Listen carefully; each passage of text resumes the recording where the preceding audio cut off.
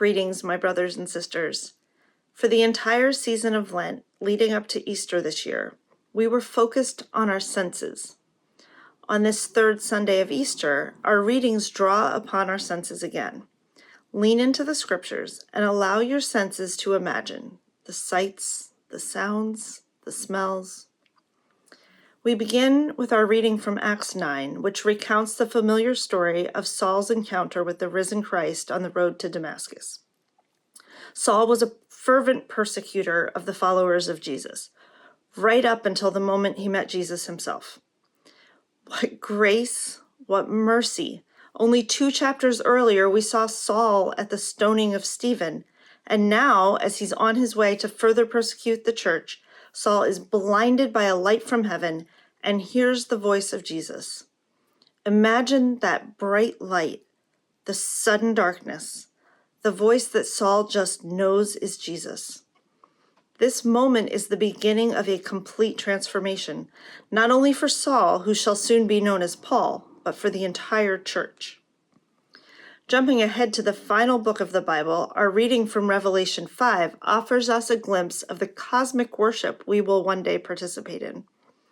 During the third Sunday of Easter, we are reminded, "Worthy is the Lamb that was slaughtered to receive power and wealth and wisdom and might and honor and glory and blessing." Can you imagine what that day will be like when every knee bows, when every tongue confesses our risen Savior? Can you imagine the sound of that heavenly choir? Our gospel lesson comes from John 21. After his resurrection, Jesus appears to his disciples by the sea, where he first called some of them 3 years earlier. Again, the men have been out all night fishing. They've caught nothing. They're tired. They're frustrated, maybe discouraged. But then Jesus shows up. He tells them to cast their nets on the other side of the boat, and then suddenly they can barely pull the net in. In that moment, Peter knows that it's Jesus standing on the shore. I imagine Peter is suddenly very energized as he dives into the water and swims to shore as quickly as possible, leaving the others to bring the boat in. Jesus has a charcoal fire already started so that they can once again share a meal. But it's what happens after breakfast that I want to focus on. Again, lean into your senses. Smell the salt air, the charcoal fire. Feel the morning breeze on wet clothing. Remember the last fire we were told about? The one in the courtyard? The one where Peter denied he even knew Jesus? Not once, but 3 times. And then the cock crowed. Oh, how that sound must have pierced Peter's heart. But even more so, Luke tells us that the Lord turned and looked at Peter. Can you imagine that moment? Everyone is tired and scared.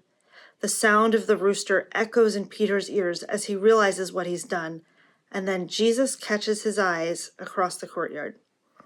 What do you see in Jesus' eyes? I'm pretty sure that they didn't say, "I told you so." I imagine that there was so much love in that look, so much grace. Sometimes we know that hurts worse than condemnation. 3 times Peter had denied him by that fire. And now, just days later, by another fire, Jesus asks Peter 3 times, "Do you love me?" Not just do you know me, but do you love me? And 3 times Peter responds with the affirmative, and Jesus restores once again his beloved disciple. I think that's one of my favorite stories in the whole Bible.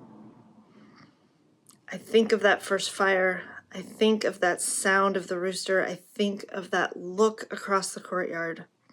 And then I jump ahead. I fast forward to this moment. And it's just such a beautiful picture of what Christ offers all of us. This week's readings are so full of mercy and grace and the kindness of God. It is my prayer that you will rest in that this week. And when life is hard and it's more challenging to remember, I want to offer you the words of remembrance and encouragement from this week's Psalm, Psalm 30. Sing praises to the Lord, O you faithful ones, and give thanks to his holy name. For his anger is but for a moment, his favor is for a lifetime. Weeping may linger for a night, but joy comes with the morning. You have turned my mourning into dancing. You have taken off my sackcloth and clothed me with joy, so that my soul may praise you and not be silent. O Lord my God, I will give thanks to you forever. Give thanks to the Lord and be blessed.